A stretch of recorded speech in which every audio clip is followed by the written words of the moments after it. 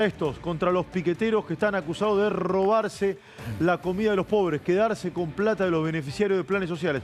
Acá está el expediente de la presentación que ha hecho el gobierno a través del Ministerio de Capital Humano para ser aceptado como querellante en la causa que tiene el juez federal Sebastián Casanelo y el fiscal Gerardo Policita. Jenny, te escucho, vamos. Así es, recordemos que en principio no habían aceptado que el Ministerio de Seguridad sea querellante. ¿Por qué? Porque precisamente es la Policía Federal Argentina la que está haciendo todos los trabajos complementarios, como por ejemplo para poder recabar la información que hay en los celulares y otros elementos electrónicos. Por ese motivo, lo que hicieron es que básicamente el Ministerio de Capital Humano, que es una persona que se ve sumamente afectada, claro, en realidad un fondos. organismo que se ve sumamente afectado ante esta situación por todo lo que lamentablemente está pasando y fuimos conociendo, se presentaron como querellantes. Ahora se cree que el juez va a aceptarlo, pero hay que determinarlo en las próximas horas finalmente si los acepta o no como querellantes. Acá está la presentación. Gus, ¿querés que repasemos algunos tramos que son muy fuertes? ¿Por qué el juez Casanelo, uno entiende que debería aceptarlo? Uno entiende, la justicia tiene la última palabra y siempre obviamente hay que respetarlo. Porque la afectación de los fondos eran del Ministerio de Desarrollo Social. Totalmente. Acá hay un tema de que se cree, o se está investigando, que se robaron o se quedaron con dinero fondos públicos. ¿De dónde salieron esos fondos públicos? Acá está el expediente. ¿De dónde salieron esos fondos públicos? Del Ministerio de Desarrollo Social. Hoy se llama Capital Humano.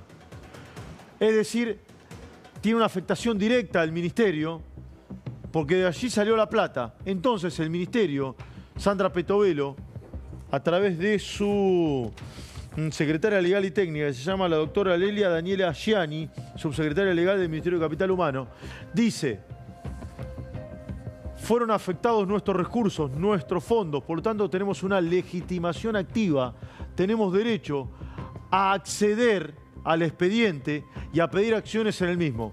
Esto se llama ser aceptado como querellante. Lo tiene que resolver Casanelo. La presentación es muy fuerte. ¿Leo algún tramo o no? Me lo pones acá. Lo que vos digas. ¿Sí? ¿Lo tenés por ahí o no? ¿O lo leo yo? Decime vos. Sí, ponlo en la pantalla que lo quiero leer de la pantalla porque es muy fuerte vinculado a cómo es la operatoria de toda esta gente. Hay un montón de información al respecto. Acá dice: conforme se pudo observar a través de las distintas denuncias presentadas, tanto por el actual Ministerio de Capital Humano como en el caso denunciado por el Ministerio de Seguridad de la Nación, quienes estaban encargados de administrar los planes, estuvieron lejos de cumplir con el deber de administración y se puede ver un grave perjuicio fiscal a las arcas del Estado Nacional, conforme que la plata entregada no era utilizada para los fines en los cuales se creó el plan. Hablan del potenciar trabajo, afectando sí el presupuesto del Ministerio. Y hay otro párrafo muy interesante que me gustaría leerles, que está vinculado con la operatoria. ¿Por qué el juez debería aceptar? Dice el Ministerio, por esto: la guita era nuestra, se la dieron a los beneficiarios, a las organizaciones sociales y la destinaron a otro efecto. Más que la destinaron a otro efecto, se la llevaron a la casa, se cree, se denuncia. Las modalidades denunciadas consisten en ofrecer los subsidios, plan potenciar, que daba por aquel entonces el Ministerio de Desarrollo Social a cambio de concurrir a marchas y movilizaciones. Es decir, nosotros le damos plata a muchas personas, a estas organizaciones sociales, pero el dinero lo tenían que rendir yendo a las marchas. Recibían el dinero para ir a la marcha, obligando a asistir a movilizaciones bajo la amenaza expresa de dar de baja el plan potenciar trabajo, de cobrarles una suma de dinero fija o mensual como castigo por no asistir a una movilización, el requerir el pago de aportes con periodicidad mensual para el mantenimiento del subsidio. Es decir, lo que se ha venido denunciando en todo este tiempo. Entonces dice Capital Humano: che, déjenme acceder al expediente, déjenme observar el devenir de la causa y también, si es pertinente, pedir acciones. ¿Va a haber detenidos?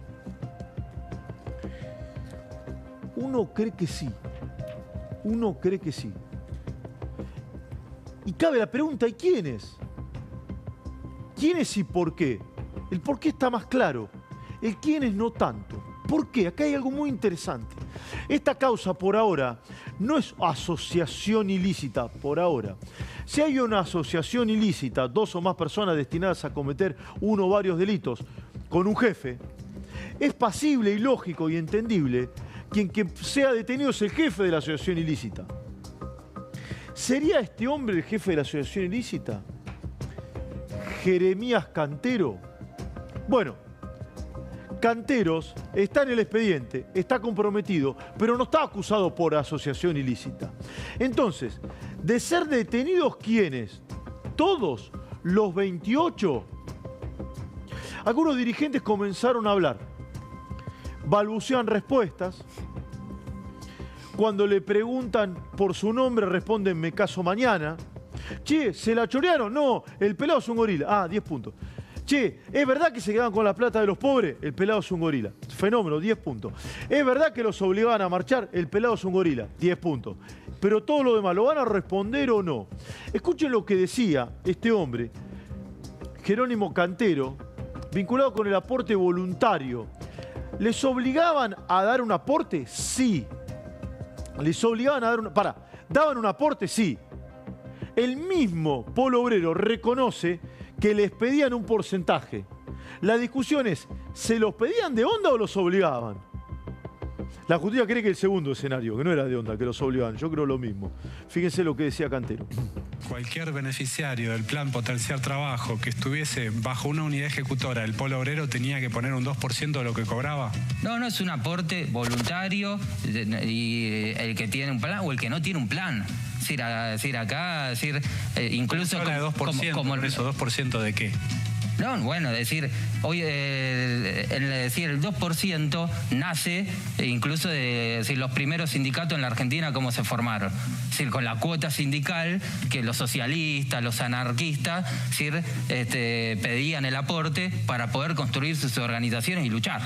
Bueno, el 2% toma como base la experiencia que ya tuvieron los trabajadores en el pasado. Si nosotros no inventamos nada. ¿Que recaudan, lo usan para eso? Sí. Ese 2% de aporte. Sí, porque incluso... También me imagino para las movilizaciones, para organizar una movilización, la logística.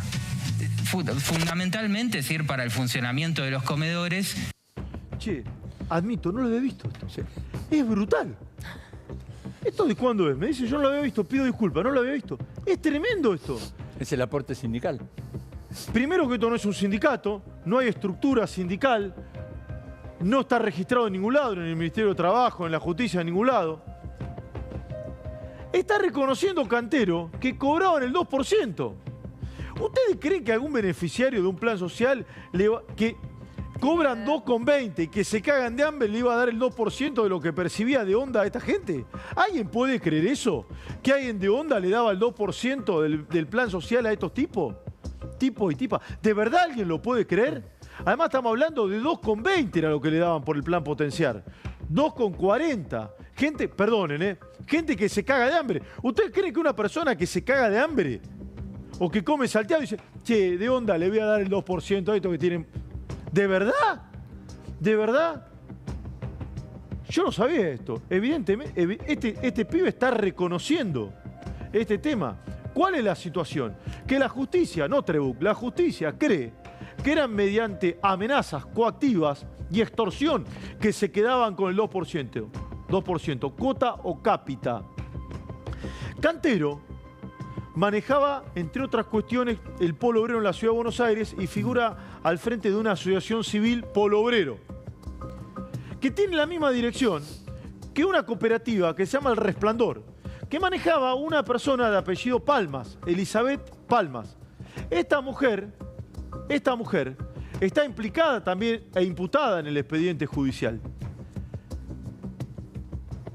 Elizabeth Palmas y Jeremías Cantero hablan por teléfono. Y la comunicación está en el expediente judicial. ¿Por qué? Porque los teléfonos estaban intervenidos en forma legal por un pedido de la justicia. Y hablan básicamente de esto. Palma le dice a Cantero, a mí me preocupa primero que todo El Resplandor, una cooperativa, porque ahí hay compañeros que cobran lo de veredas limpias, que igualmente me parece que es la más limpia de todas. Vení un minuto, perdón que me meta, vení un minuto. la más limpia de todas. ¿Qué quiere decir? La otra estaba toda sucia. Yo entiendo eso, perdonen, Perdonen, yo castellano antiguo entiendo. El de mi barrio, en La Plata. Es decir, todas las demás están más sucias que una papa. Pregunto, es pregunta. ¿Sí? Y después también me preocupan las otras, porque más que vos digas que no son Asociación Civil Polo Obrero, tiene dirección de acá, de la Asociación Civil Polo Obrero. ¡Claro! Tiene la misma dirección. El Resplandor y la Asociación Civil Polo Obrero tenían la misma dirección. Búsquenmela, que yo ahora no la recuerdo de memoria. ¿Se entiende esto o no? Y esta es la más limpia. Si esta es la más limpia, ¿cómo estarán las otras? Mamita, sigue. Responde, no está claro quién responde. Se cree que es Cantero, en el expediente dice NN, así que tomemos como que hay dudas sobre quién está hablando, o no sabemos. No nos van a meter en cana, nos van a dar de baja las cooperativas, y yo no sé cómo carajo vamos a hacer. Yo, lo que le van a dar de baja de las cooperativas lo tomo como seguro. Lo que no van a ir en cana, tengo duda.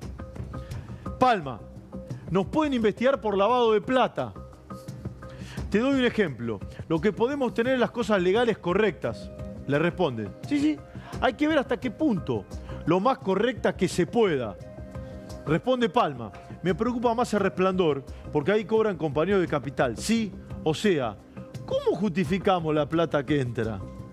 Te lo resumo. Vamos al castellano antiguo, de nuevo, a mi barrio de La Plata. El ministerio le giraba una montaña de dinero a esta cooperativa Resplandor, y esta cooperativa Resplandor le pagaba a algunos amigos subsidios para que militen. Y la otra plata, ¿vos qué creés que hacían? ¿Filantropía? Yo creo que no. Pablito Fernández Blanco está en la redacción de nuestro diario y voy a hablar con él de este tema, que es un verdadero escándalo judicial, del cual el gobierno ya ha tomado cartas en virtud de que se ha presentado como querellante, y acabamos de mostrar la presentación. Pablito, querido, ¿cómo te va? Qué gustazo tenerte. Igualmente, Esteban, ¿qué decís? Buen viernes para todos. Primero, una conclusión general. Sí. Es impresionante, estaba siguiendo con mucha atención lo que vos estabas contando. Es impresionante verlo así, ponerlo en perspectiva, con toda la potencia encima que trae un expediente, ¿no? Una investigación judicial. Primera conclusión que me parece evidente, pero que hay que aclarar y que se me viene a la mente. No se le puede dar de manejar tanto dinero a alguien que no está preparado para manejar dinero público.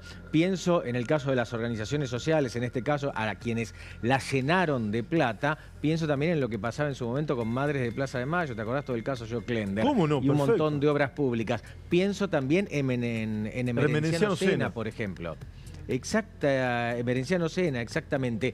No sé, terminemos con esta mentira de que cualquiera puede manejar una millonada porque justamente es filantrópico o tiene una intención altruista de beneficiar a otro. La plata, en algún punto, a mucha gente la termina corrompiendo. Entonces, para manejar dinero, si vos querés ser el empleado del banco, Pablito, que maneja el dinero, tenés que estar preparado. Yo no soy de ese club, estoy en los antípodas de ese club, pero creo que el general decía algo así, el hombre es bueno pues se lo controla mejor. ¿Correcto? Eso decía el general, claro. Sí, yo no tengo, viste que yo con eso no me llevo muy bien, pero bueno, está linda la frase, me gustó. Evidentemente esta gente mucho no la controlaban, porque ayer Juanchi Zabaleta, que fue ministro, dijo cada vez que lo queríamos auditar había tensiones, dijo. ¿Te acordás, Jenny? ¿Te acordás, Carlito? Sí. Había tensiones. ¿Qué quiere decir? No querían que los ojos del Estado se pusieran sobre los números de estas organizaciones. Exacto. Y te voy a decir algo más, Esteban. Vos recordás que en una de las tantas peleas que tuvo Cristina Kirchner con Alberto Fernández, uno de los tirones de oreja vino por el lado de que el peronismo había tercerizado la política social en las organizaciones. Es verdad. Entonces, Cristina de dinero entiende bastante y yo no sé hasta qué punto no está olfateando también un poco de todo esto. No es que le estoy exculpando, nada que ver con eso. Lo que digo es que los Kirchner siempre quisieron manejar la caja ellos mismos. Esto es histórico, está documentado. Bueno, de alguna manera con Alberto Fernández también se dio en ese punto y la caja la empezaron a manejar otros. Acá hay un dato también, Pablito, que vos lo sabes muy bien. Cristina Fernández de Kirchner no podía desconocer esto bajo ningún punto de vista. Y además, acá hay un dato político muy concreto. Cristina da el visto bueno, el ok, para que el movimiento Evita presente una candidata en La Matanza porque ella tiene una suerte de, no sé si la palabra es enemistad, pero cierta rivalidad política con el actual intendente, Fernando Espinosa. ¿Es correcto lo que estoy diciendo o no? Y le da el visto bueno al movimiento Evita a través de Emilio Pérsico, de su señora esposa, para que le presenten una interna, Patricia Cubría se llama, la Colo Cubría, para que le presente una interna para que rivalice con Espinosa. Y el distrito más beneficiado por planes del movimiento Evita era La Matanza. ¿Cristina podía desconocer esto? Yo creo que bajo ningún punto de vista, pero te escucho, Pablo. Por dos motivos. Primero que nada, por escándalo el municipio más beneficiado era La Matanza. Acá los críticos de lo que estamos diciendo te pueden decir, bueno, también La Matanza tiene un nivel de pobreza muy alto y una densidad de población también altísima. Esto por un lado. También la provincia de Buenos Aires, porque el plan, no nos olvidemos que el plan del kirchnerismo siempre fue primero la provincia de Buenos Aires con Axel Kicillof. Allí iban la enorme mayoría de los planes sociales que, por otra parte, alcanzaron un nivel récord en la gestión de Alberto Fernández.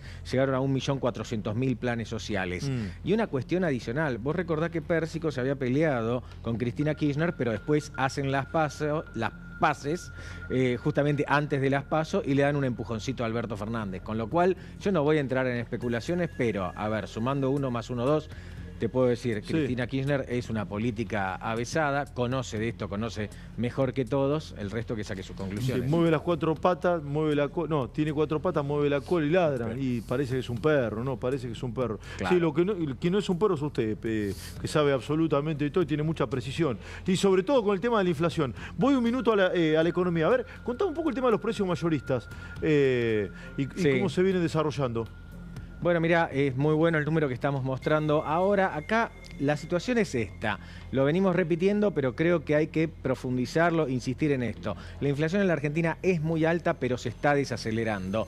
Esto es así, y los precios mayoristas te lo muestran, ¿no? En abril tuvieron una suba, te diría, no muy por debajo del promedio de otros precios de la economía. Concretamente, esta semana se conoció que el número de inflación de abril estuvo apenas por debajo del 9%. El gobierno está muy al tanto de que es un número alto, pero quiere que siga bajando. Es muy probable, Esteban, que la inflación siga bajando hasta un nivel del 4% en los próximos meses. Opa. Se espera que este mes, el mes próximo, dé un poco más bajo y así sucesivamente. Cuando llegue al 4%, si querés con toda la furia al 3%, bueno, va a haber que inventar alguna otra cosa, va a haber que profundizar alguna reforma estructural, hacer algún tipo de acuerdo distinto, porque es más difícil llegar del 3 al 1 que del 10 al 5, ¿no? Está todo bien, interesante lo que está diciendo. Quédate, Pablito, que lo sumo a Carlitos Sarvia con todo este tema. Ahora, Carlitos, la inmensa mayoría de las consultoras están marcando 5,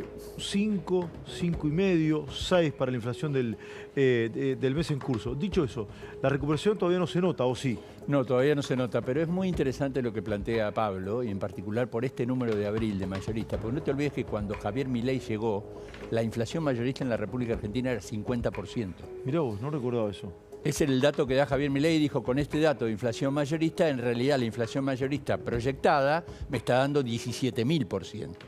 Ahora, con esta inflación mayorista proyectada del 3,4%, indudablemente ha bajado muchísimo las expectativas y, como vos decías, bajaron mucho las expectativas con respecto a lo que calculaba la mayoría de los economistas, la mayoría de las consultoras, que tenía el REM del Banco Central 7,5%, y hoy Pablo está dando el número de alguna manera entre el 5 y el 5,5. Pablo, Carlitos, me esperan un minuto. Sí, una tarde súper movida con mucha información y tengo que ir con esto que es urgente.